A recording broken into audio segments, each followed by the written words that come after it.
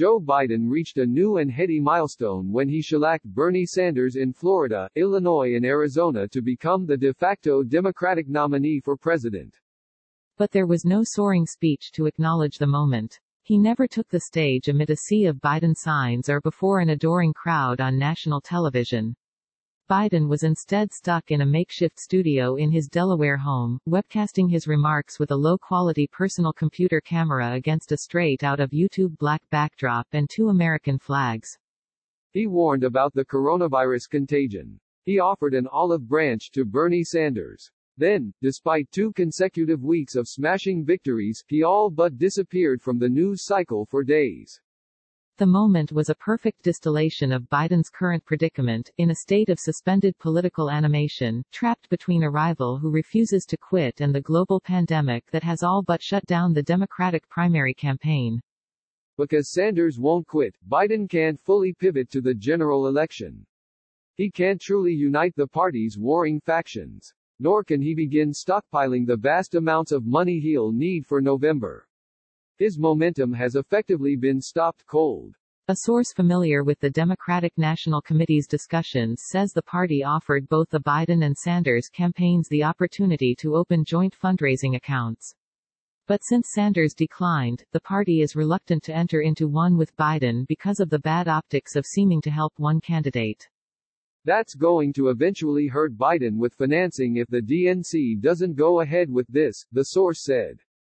Stuck at home because of coronavirus precautions, Biden also can't meet with donors at fundraisers, which, in turn, may become less lucrative with an economy that's sinking into recession or perhaps worse. It's a tough position, said Matt Littman, who's hosting a virtual fundraiser for Biden next month that the candidate and donors will attend through teleconferencing software. It's harder to raise money when there's no face-to-face meeting and personal contact, Littman said. And some of the normal people I have to raise money from I can't count on. They have their own concerns. They have to keep their houses. The universe of people who will donate money will be smaller. For the foreseeable future, all live campaign events are canceled, so he can't hit the stump to try to capitalize on the excitement he had just stoked.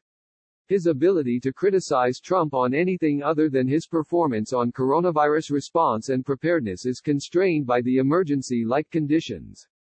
As new polling suggests that Trump's approval for responding to the virus is improving, some of Biden's fellow Democrats worry he's paralyzed himself. Biden is only in limbo if he keeps himself there. He's only in a predicament to the degree he chooses to view himself in one, said Jeff Hauser, a veteran of progressive politics who is head of the Revolving Door Project, which watchdogs executive branch appointees. Joe Biden can either complain about the fact that he is not getting significant media coverage or he could do something to change that, Hauser said. He needs to offer an alternative and offer a running play-by-play critique of the failings of this administration. Biden aides and allies, however, are projecting an aura of calm, saying Trump's false claims and reinvented history about the virus will haunt him on their own as the economy craters. The former vice president pledged to call him out on it by Monday, but made the statement via conference call Friday with reporters instead of on camera. Meanwhile, his staff is scattered, communicating via teleconferencing, email and conference call. Some remain holed up in Philadelphia apartments near campaign headquarters, but others went home to Washington. A few are near the candidate in Wilmington, Delaware. Another is in the mountains of Puerto Rico. The headquarters and campaign trail now run through Biden's living room as his staff scrambles to increase his social media outreach to compensate for the social distancing. The first step, installing a better video camera in Biden's house, which will soon have broadcast-ready capabilities and high-quality live streaming software. To limit the risk of infecting the candidate, the number of staffers is limited within the House. The campaign also plans to flood social media with Biden to promote the brand of the former vice president who helped lead the nation's Ebola virus response, has a vast knowledge of domestic and foreign policy and is known both as comforter-in-chief as well as the ice cream-eating, aviator shade-wearing everyman parodied in The Onion. The thing that's good about Joe Biden and the way the internet thinks about him is that there is a sense of brand. People know him as vice president, and they know ice cream and aviators. For us, we have to evolve from ice cream and aviators and being vice president to being commander-in-chief, while remaining relatable and true to his personality. That's the balance, said Rob Flaherty, Biden's digital director. Our digital operation is putting out 5-minute Iran crisis explainers and koozies that say, "Keep it cool, kid."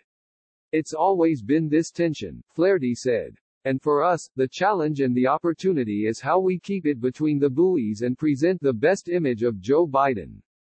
To increase voters' sense of intimacy with Biden, who revels in one-on-one time with voters after public events, the campaign is discussing ways to find the technology and invent a virtual rope line, in which voters would wait in an electronic queue to speak with him briefly face-to-face, albeit via livestream.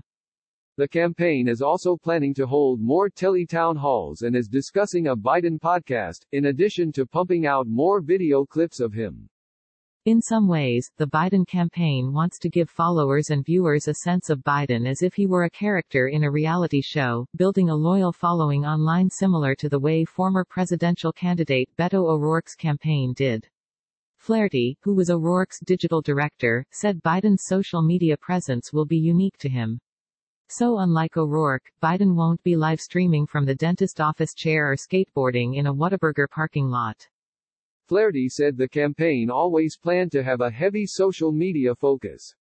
The only major difference now is the campaign is completely online and it has to ramp up faster and on a bigger scale. From the start, the campaign was designed to limit the news media's interactions with Biden due to his reputation for gaffes and going off script, which in some ways makes Biden's social distancing a boon. His campaign can more tightly control his image. Rallies, after all, are only a small part of a campaign, said Robbie Mook, Hillary Clinton's former campaign manager. The vast majority of voters don't interact with campaigns by attending rallies. They experience the campaign through TV coverage, social media, and advertising, and contact from volunteers, all of which will still continue, Mook said. This isn't the end of the campaign trail, but rather its full transition into the digital space. But the Biden campaign knows that time is precious. Trump's campaign is preparing to unload on Biden to negatively define him before he's the nominee and consolidates his base, which is harder now with Sanders still hanging around. Trump already has a far bigger social media following, presence and reach than Biden. With respect to the Trump camp, the entire right in general, they're all rallying against one candidate, Biden. It's so concentrated. But on the left, it's still pretty fractured, said Glenn Parham, founder of the Republican political intelligence firm Pundit Analytics. The left is starting to funnel into Biden, but a lot of different advocacy groups are running attack ads against Joe and are supporting other candidates, even ones that have dropped out, which is kind of absurd. On the right, he said, the volume and concentrated fire are orders of magnitude greater than on the left. While Trump is more negatively affected on the campaign trail by coronavirus than Biden, the president's campaign revolves around his big rallies. He has been able to occupy center stage by giving a daily White House press briefing. Joe Lockhart, former White House spokesman for the Clinton administration, said Biden needs to carefully calibrate his response to Trump. It's very tricky. When you're in a crisis, there can only be one president. Just attacking him every day is a bad strategy, said Lockhart, anticipating the Trump campaign's response leveled Friday at Biden.